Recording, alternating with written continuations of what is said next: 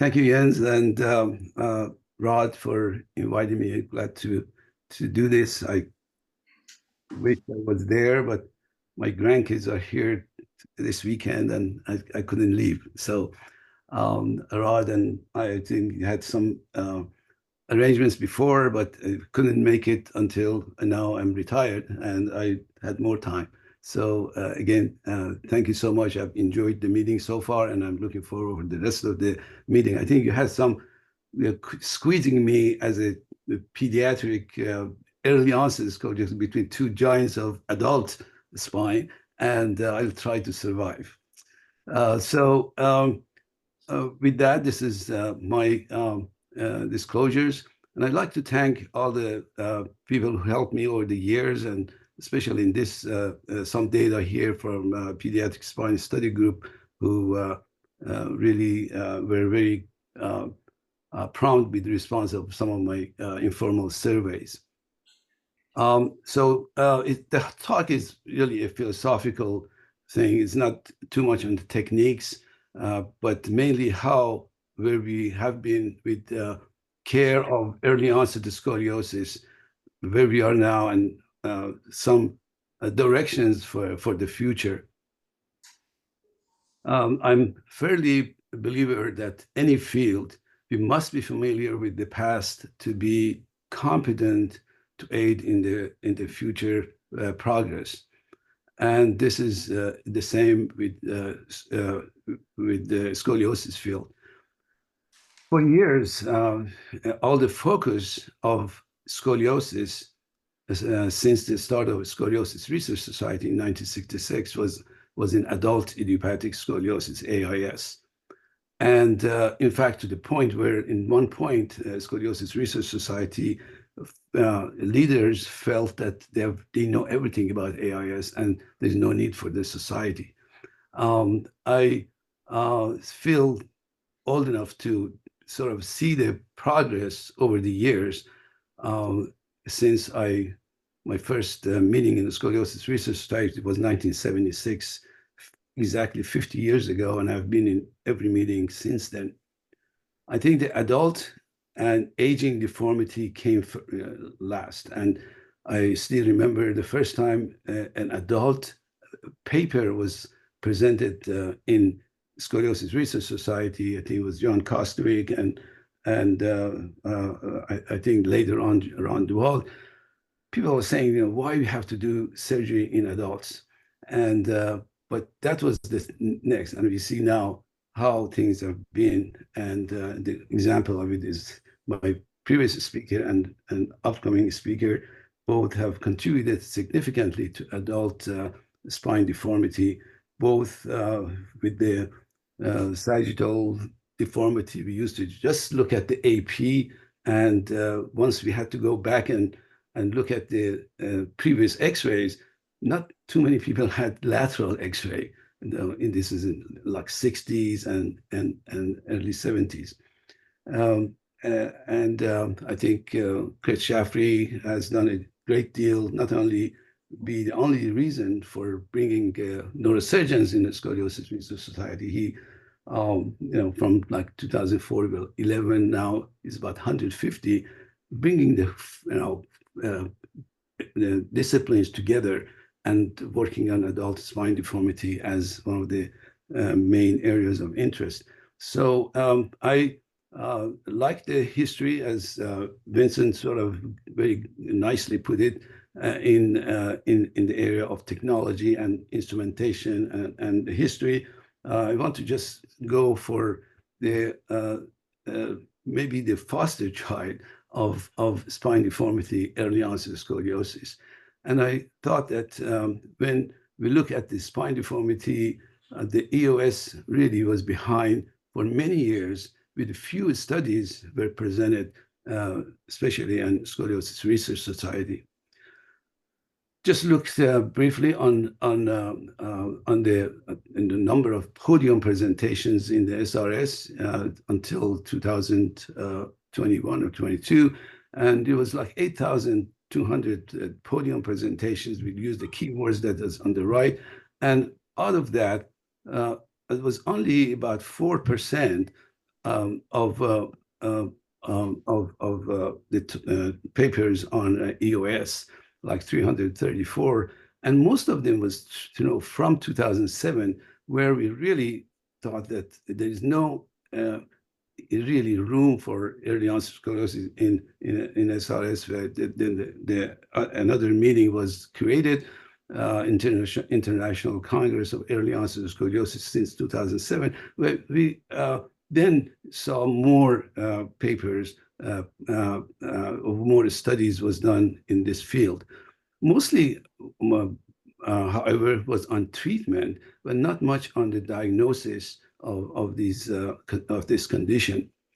So it was these some of the reasons for the lack of focus. But as we know, many of these reasons still exist. Not knowing exactly the growth pattern, the significant variability, no viable treatment because there are many treatments, and we know that there's no one good treatment.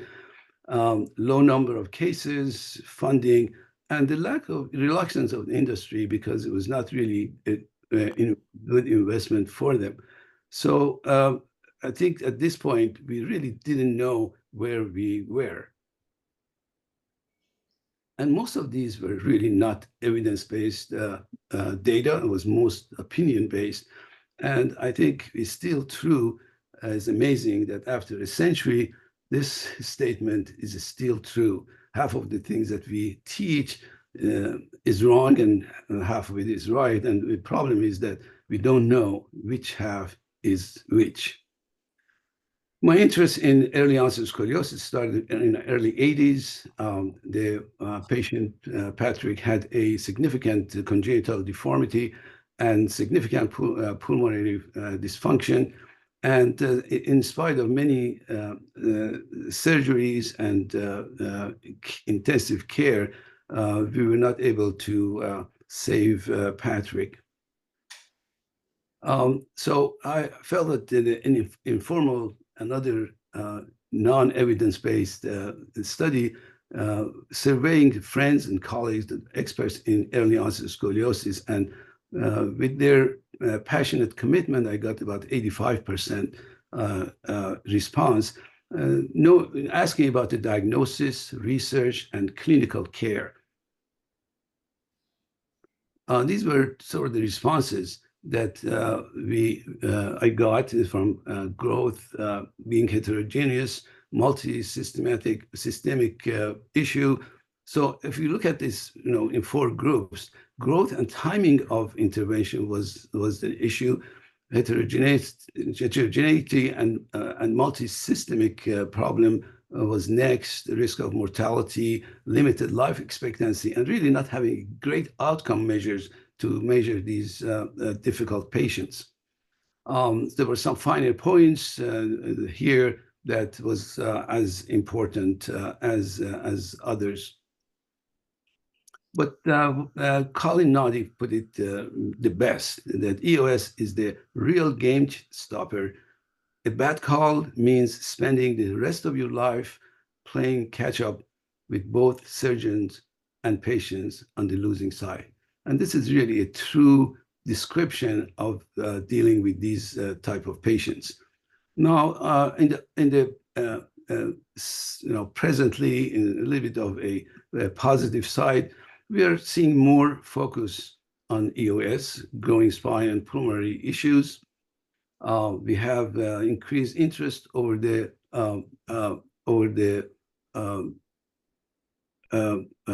past 15 years. Growing Spine Committee finally was established at SRS, multiple symposia. The ICUS or ICOS was created in 2007, now is in 18 years, specifically focusing on this area. The Growing Spine textbook was now in the 3rd edition, it's published last year. Significant increase in the studies, and the interesting thing is most of these studies really are not industry driven. ICUS now, as I said, is about 18 years now, and we have almost over 650 research abstracts and hundreds of educational lectures, specifically exclusively on EOS and growing spine. There's just a faculty in the first meeting at the top, and that meeting it's 2022, and on the right. The study groups, so we have the growing spine study group and the children's spine study group. We finally merged these. Now we have a database of 13,000 patients, and in 12 countries with almost close to 200 surgeons involved. And this really facilitates the multi-center studies as well as other collaborations between centers. We collaborated with the FDA to try to develop or at least facilitate the devices for pediatrics, which was for a long time, it was not really available, and we were forced to do adult spine implants. There's some definitions finally to be able to speak the same language, although it is still very incomplete. We had more understanding of pulmonary issues, thanks to Bob Campbell and Greg Redding in your area in Seattle has helped a great deal in understanding of pulmonary function, which is more important than just this curvature of the spine. The classification, although it's not really complete or needs a lot of improvement, but has allowed us to speak, at least in the research, together. And then we look at this classification of congenital, neuromuscular, syndromic, and idiopathic. You can even go further and use the clusters in those four categories. You see, still we have difference in each category. So we still way away from understanding on the groups, let aside individual patient, which I think in the future would be the focus of research in different fields. Twiners are now an important part, somewhere between the older EOS and younger AIS type of patients that maybe the growth-friendly implants or techniques are not the best, and maybe the fusion is the best. So that's sort of coming to our view. We have definitely focus on clinical examination, the history, the physical assessment, radiographic. As Vincent mentioned about EOS, it has really helped us in understanding the alignment and some of the things that related directly to the spine. The surgical guidelines are still developing.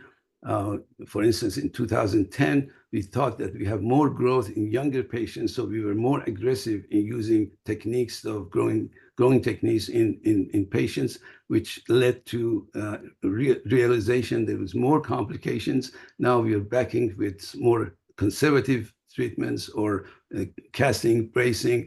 In 2010, the preference is more for patients, younger patients, to do conservative, allow time for doing the surgical techniques later on. The technique of developed from rib things, which was a Vector by Bob Campbell, traditional growing rod, using the MCGR magnetic device that we started in 2009. And so still there are issues with that, although it's mostly used. We're still learning on different other techniques.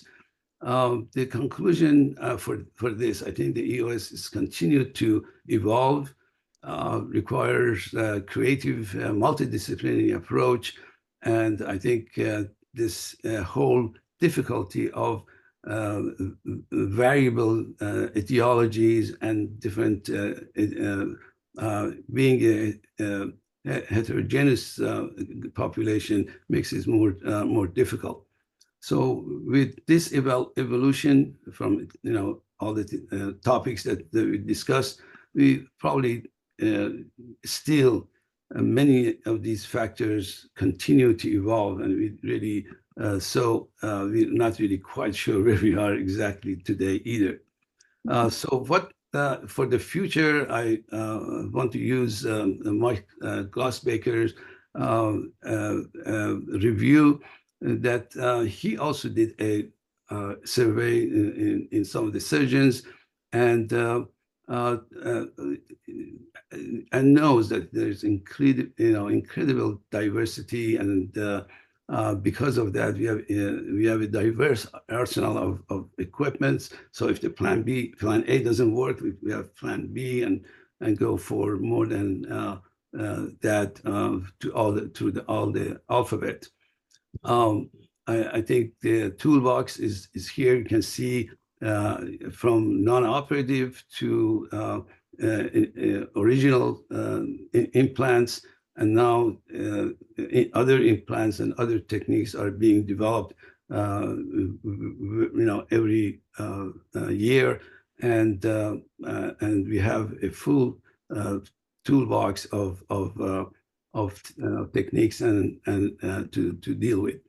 The biggest setback in that study was that implant design. I think it still is an issue. Failure to eliminate the complications, and lack of understanding of true outcome measures. The biggest unanswered questions are understand again the same issue of implants, outcomes, complications comes always to our view. So the common outcome questions are those, how really we know that our treatment is working. Are we really improving the quality of life? Are we deformity or pulmonary function? How does it relate to quality of life? Those are all remaining questions. And there are a lot of outside of the box implant innovations, which I don't go through all of them, but they're all being tested. But I think the other things except the implants, as was mentioned before, those are the things that we have to perhaps look into it in the future. Related to the growth, vascular stimulation, and specifically gene therapy.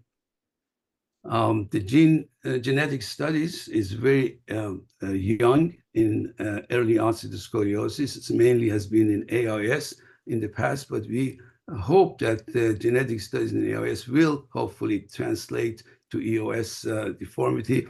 One of the people who have done real work on EOS genetics is Nan Wu, that just happened to be here this week and giving a talk. And he has done a study that doing the exome sequencing has found at least in this group of patients, 20% undiagnosed patients with diagnosis that he has confirmed. So he's working with the PSSG to get samples of genetic samples and try to hopefully to come to realize the etiology rather than trying to use devices and do surgeries. So the future is evolution and progress will move forward. We definitely, technology will improve the implants. EOS patients are diverse and need diverse solution, and even to the level of patient. Understanding the biology of genetics of these individual patients is the key, and also definitely the outcome measures are really great. So we have some directions. We think that it will be helpful to explore, although we don't know what will happen in the future. But what we know is we really have to have a paradigm shift from what and how to who, when, and why. I think that will take us in the right direction. So we have to have a better understanding of individual patients' disease, what it causes it, what is their predicted growth, the natural history of that curve, and what's the right outcome measures to define our success and failure and capture the patient's functional outcome and quality of life. So other things, the global impact, we know that the resources are scarce in a lot of places. We have to encourage to provide the care in a specialized environment and institutions and surgeons with enough experience to care for these children to prevent complications. So we didn't know where we were. We don't know where we are, and we just have some ideas and directions that we think we should move forward. Because of commitment and passion of those who care for children, POS supporters, compassionate and quality care will be provided. There's a hope that we will strive to maximize outcomes and improve quality of life. We will be intellectually stimulated every day by these, unique patients and colleagues, and we learn from setbacks and use them to move forward and continually challenge each other to innovate, advance our understanding and treatment of children and with EOS and growing spine. I encourage everyone, if you not want more, to attend an 18th International Congress for Early Onset Scoliosis Ichthyosis in Scottsdale, Arizona in November 13 or 15. Thank you so much for your attention. Thank you, Dr. Akbarnia. Again, congratulations on a lifetime of incredible work and ongoing efforts. So my biggest question to you is, I actually have two questions again. One is predictive analytics. We have this great AI prospect now around us, and still it seems to me that the amount of patients who come to our adult clinics with completely crazy deformities that date back to their childhood, I'm not blaming our pediatric colleagues, is still just so reminiscent of how we can't predict who will do what. There are people who have major scoliosis in adulthood and 70, 80 degrees, they're just happy, and there are others who have just completely fallen off the bandwagon. And against the same discussion that we had when we dealt with them as 13 or 14-year-olds, will they need a brace, don't they need a brace, should they have an early surgery or not? So where are we with predictive analytics to have a little bit of more dispassionate macro perspective using big data? I think definitely this would be the future. As far as having more data, I would have more accuracy in our predictive systems. We had an experience. We had a data set that we were using, try to figure out what the anchors in the growing spine, growing goat-friendly procedures are. And our team sort of spent 2 years in trying to see each X-rays and look at the anchors, hooks, and so on, exactly where the anatomical position was. Actually, the paper was actually published today in Spine Deformity. But a resident took an AI system and put it in 1 hour, came with the same results that we had after looking at all these X-rays. So it will really going to help to try to evaluate the results and I think the most importantly, try to these individuals that probably have more impact in their life from scoliosis in the future when we get a long-term follow-ups, that these patients in the database reaches another 10 years or 15 years or 20 years. I think the AI is going to help us to predict what to do and what the outcome would be in the future. So I think we are so much excited. Then the other question is one that's a little bit more skeptical about these newer techniques, for instance, magnetic growth rods and anterior tethering. When we look at, for instance, in our recent Academy board recertification, we looked at long-term outlooks of magnetic rods, and the results were pretty modest. If I look at their big picture data gathering, this was, I think, that New England Deformity Group, they didn't have exactly spectacular results over about 5 years with a variety of conditions. Some conditions were outrightly terrible, like revisions. Neuromuscular seemed to be better, but many of the conditions had very minimal distractive effects and angular deformity corrections. Same question now for the banding, the vertebral body, the VBRs. Do they fail after 2 to 3 years? There seems to be a greater kind of a concern now that they all fall apart over time. I think it's the two topics. As far as the magnetic rod, I have to disclaim that I'm sort of responsible for that technique, and it is the reason for that was we found that the complication with multiple lengthenings, which requires open surgery, was more. So we thought, well, maybe we can do it, non-invasively. It reduced the planned surgeries, but did not reduce unplanned surgeries based on complication. So it is the disease that really we have not really resolved. As far as the tether, it seems that as was mentioned before, I think Vincent mentioned that more now getting away from the thoracic area and then going to the lumbar, which I think the only way would be the create or at least reserve the motion. I think whether that would prove to be effective in the future, we still have to be seen. But we have shifted away from thoracic. It seems to be.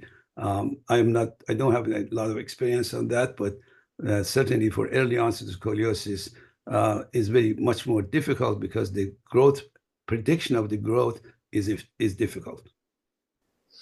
Got it. Well, we thank you so much for your work, both in the big picture and in terms of spending your time with us. And hopefully we can have you here. And I certainly did not mean to diminish the enormous accomplishments of magnetic growth rods. I just want to hear your big picture perspective, which you kindly provided on the merits of new technologies and how we can really learn from them and hopefully apply them. So thank you so much.